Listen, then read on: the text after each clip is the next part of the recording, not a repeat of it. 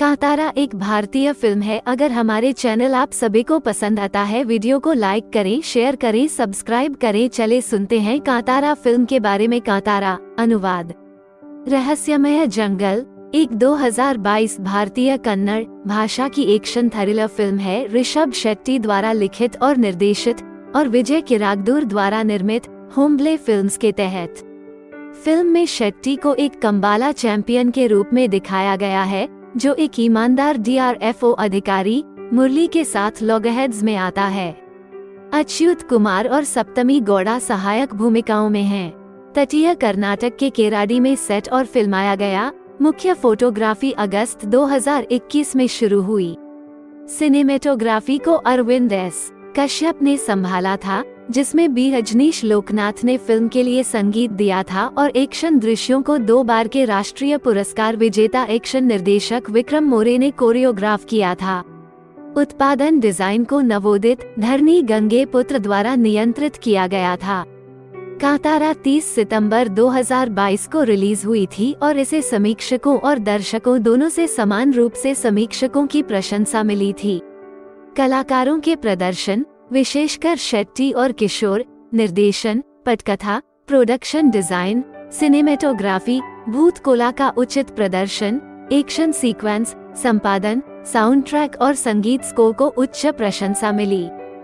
चलिए सुनते हैं कांतारा फिल्म की छोटी कहानियां। 1847 में एक राजा पंजुर्ली देव, भूत, उडुपी और मैंगलोर के स्थानीय लोगों द्वारा पूजा की जाने वाली आत्मा का एक एनिमिस्ट रूप, जो कर्नाटक के पश्चिमी घाट और केरल के कासरगोड जिले के हिस्से हैं, एक साथ तुलु नाडु बनाते हैं, से सहमत हैं। देव द्वारा दी गई शांति और खुशी के बदले स्थानीय आदिवासियों को उनकी वन भूमि। हालांकि देव सहमत हैं, आदिवासी लोग राजा को चेतावनी देते हैं कि देव का परिवार देवता का पालन करेगा और शब्द पर वापस जाने का कोई भी प्रयास पंजुर्ली के साथी गुलिगा देव के क्रोध को भड़काएगा।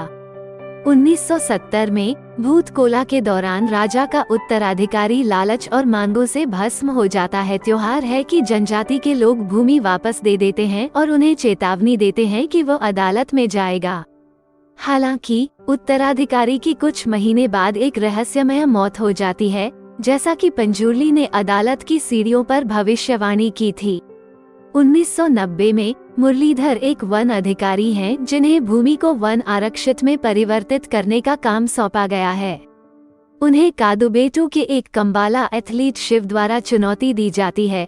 शिव को उनके संरक्षक और गांव के जमींदार देवेंद्र सुतुरु का समर्थन प्राप्त है, जो वर्तमान समय में राजा के उत्तराधिकारी हैं। मुरली और उनके कर्मचारी निर्धारित वन अभयारण्य के साथ एक बाड़ लगाना शुरू करते हैं। शिव की प्रेमिका लीला मुरली के स्टाफ में एक नव नियुक्त वन रक्षक है। शिव और ग्रामीणों ने बाढ़ को खड़ा होने से रोकने की कोशिश की, लेकिन वन रक्षकों ने उन्हें बेरहमी से दबा दिया और खड़ा कर दिया। इस बीच शिव को भूत कोला करने के लिए कहा जाता है, लेकिन उन्होंने मना कर दिया क्योंकि उन्होंने कोला अनुष्ठान करते हुए अपने पिता को हमेशा के लिए गायब होते देखा था।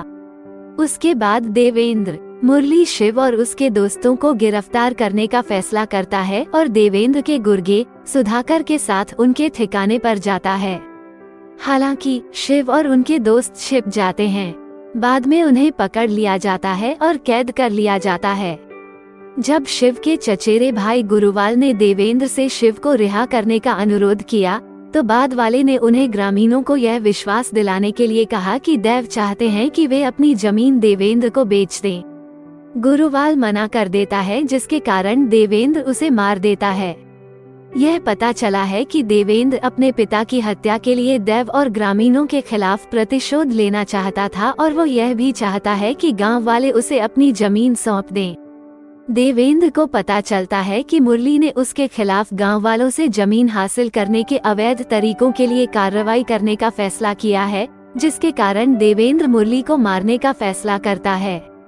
गुरुवाल की मृत्यु के बारे में जानने के बाद रात में देवेंद्र के साथ जंगल में जाते समय शिव उस देवता को देखते हैं, जो हमेशा उनके सपनों में आता है। शिव डर कर भाग जाते हैं। शिव देवेंद्र से मिलते हैं, जो मुरली के गुरुवाल के हत्यारे के बारे में झूठ बोलते हैं। क्रोधित शिव मुरली को मारने के लिए जाते हैं, लेकिन अपने मित्र महादेव लोहार से सीखते हैं कि देवेंद्र स्वयं गुरुवाल के हत्यारे हैं। देवेंद्र के गुर्गे, कुमारा और अन्य लोगों द्वारा शिव पर हमला किया जाता है, लेकिन वे भागने में सफल हो जाते हैं। जब मुरली शिव को भूमि अधिग्रहण के लिए देवेंद्र के धोखेबाज कार्यों के बारे में बताता है, तो शिव ग्रामीणों से मिलता है और बताता है कि यह देवेंद्र था जिसने गुरुवाल को मार डाला था। देवेंद्र और उसके गुर्गे उस गांव पर हमला करते हैं जहां एक तीव्र लड़ाई होती है। शिव मारा जाता है, लेकिन गुलिगा देव ने उसे पकड़ लिया और देवेंद्र और उसके गुर्गों को मार डाला। युद्ध के कुछ महीने बाद शिव भूत कोला करते हैं, जिसमें वे पंजुर्ली देव के पास होते हैं। वो मुरली और गांव वालों को सांकेतिक भाव से हाथ मिलाने के लिए कहता है और हमेशा के लिए जंगल में गायब हो जाता है। फिल्म शिव और लीला के बेटे के साथ समाप्त होती है, जिसमें सुंदरा ने अपने पिता के लापता होने के बारे में पूछा और सुंदरा ने वही बताया, जिसका अर्थ है कि पूरी फिल्म सुंदरा के कथन के अनुसार थी।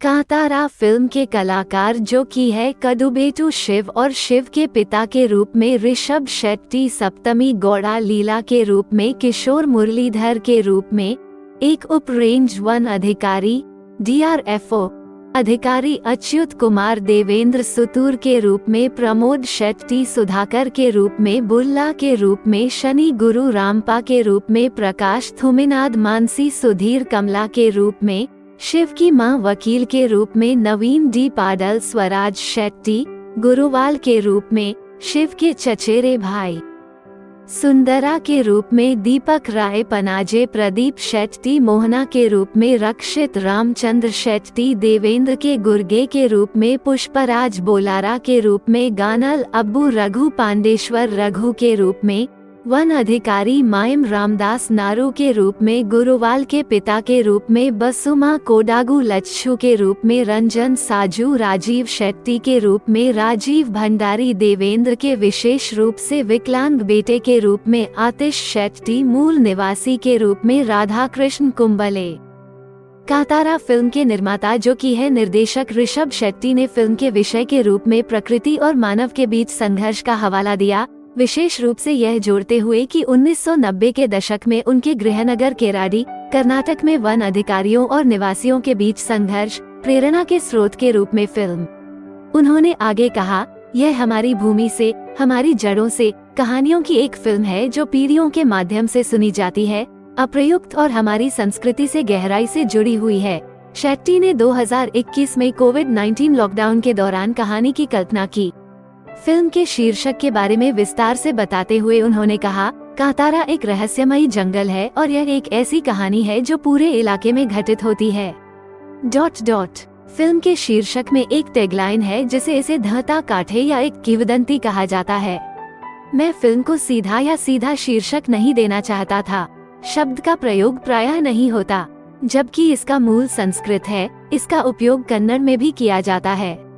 इसका उपयोग यक्षगान में भी किया जाता है, जहां हम एक बहुत ही रहस्यमय वनकंत्रा कहते हैं। कांतारा फिल्म के फिल्माने जो की है फिल्म को 3 समयरेखा प्रस्तुत करनी थी, 1890, 1970 और 1990। चूंकि किताबों के माध्यम से कई संदर्भ उपलब्ध नहीं थे, इसलिए निर्माताओं ने केराडी में रहने वाले जनजातियों की मदद ली, जहां इसे फिल्माया भी गया था। कॉस्ट्यूम डिजाइनर प्रगति शेट्टी ने कहा कि निर्माताओं ने पूरे गांव की यात्रा की और आदिवासी समुदाय से मुलाकात की, जिन्होंने उनकी पोशाक के बारे में विवरण दिया। उन्होंने आगे कहा, हमारे पास ज्यादातर जूनियर कलाकार कुंडापुरा से आए थे और मेरे लिए उन्हें आदिवासी पोशाक पहनने के लिए राजी करना एक चुनौती थी। हमने सप्तमी गौड़ा द्वारा निभाए गए वन रक्षक के लिए पोशाक डिजाइन करने का भी संदर्भ लिया। हमने सुना है कि हर साल वर्दी का रंग बदल जाता है और बैद सहित सब कुछ अनुकूलित किया जाता है। फिल्मांकन क्षेत्र के 4 वन स्थानों में हुआ, जिसमें 1990 के दशक को दर्शाने वाला एक सेट बनाया गया था। कला निर्देशक दरानी गगेपुत्र ने कहा, सेटअप बनाने के लिए बहुत सारे प्राकृतिक स्रोतों का उपयोग किया गया था। आगे कहा, इसके अलावा हमने एक स्कूल, मंदिर और एक ट्री हाउस बनाया। हमारे साथ बेंगलो के 35 लोग और केराडी गांव के 15 लोग थे, जिन्होंने हमें संस्कृति का अध्ययन करने में मदद की। सेट में एक गांव शामिल था, जिसमें गौशालाओं के साथ देहाती घर, मुर्गियों के लिए कॉप, आंगन, सुपारी के बागान और एक प्रामाणिक कंबाला रेसट्रैक शामिल था। शेट्टी ने कंबाला की पेचीदगियों के बारे में सीखा और 2022 की शुरुआत में फिल्म के सीक्वेंस को करने से पहले 4 महीने तक प्रशिक्षण लिया। कांतारा फिल्म के संगीत जो कि है फिल्म का संगीत बी अजनीश लोकनाथ ने तैयार किया था। उनके साथ 30-40 संगीतकारों को लाया गया था। ज्यादातर लोकगीत संगीत में पारंपरिक वाद्य यंत्रों का उपयोग करते हुए जानापरा गीतों का प्रतिनिधित्व करते हुए टीम को माइम रामदास द्वारा सहायता प्रदान की गई थी।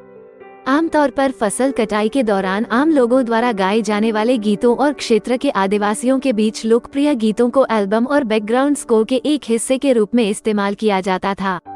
प्रदर्शन कांतारा को 30 सितंबर 2022 को कर्नाटक के 250 से सिनेमाघरों में और साथ ही साथ अमेरिका, ब्रिटेन, यूरोप, मध्य पूर्व और ऑस्ट्रेलिया में अन्य स्थानों पर विश्व स्तर पर रिलीज किया गया था। कन्नड़ में सफलता के बाद निर्माताओं ने घोषणा की कि फिल्म को हिंदी, तेलुगु, तमिल और मलयालम भाषाओं में डब किया जाएगा और यह 14 अक्टूबर 2022 को रिलीज होगी।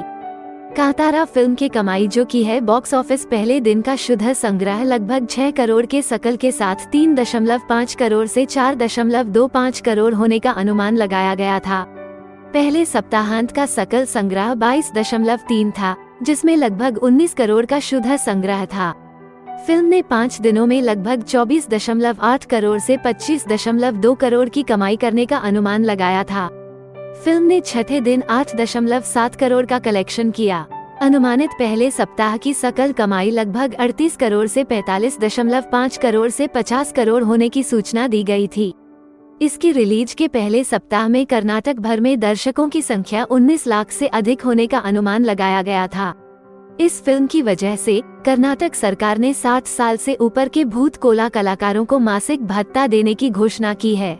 इसलिए मैं अभी फिल्म की पूरी कहानी आपको नहीं बता सकती, लेकिन ये जरूर है कि फिल्म को देखने के बाद खूब पसंद आने वाली है। इस कांतारा मूवी का सीक्वल जरूर रिलेट कर पाएंगे। हमें कमेंट करके जरूर बताएं कि फिल्म कांतारा मूवी को लेकर आपका क्या कहना है और इस पर आपकी क्या राय है। और ऐसी हिंदी फिल्म अपडेट के लिए हमारे YouTube चैनल फिल्मी कहानी वाले को सपोर्ट करो, सब्सक्राइब करें, शेयर करें, लाइक करें और बेल आइकॉन को दबने न भूलें ताकि हमारे नई वीडियो सबसे पहले आपको मिले। धन्यवाद।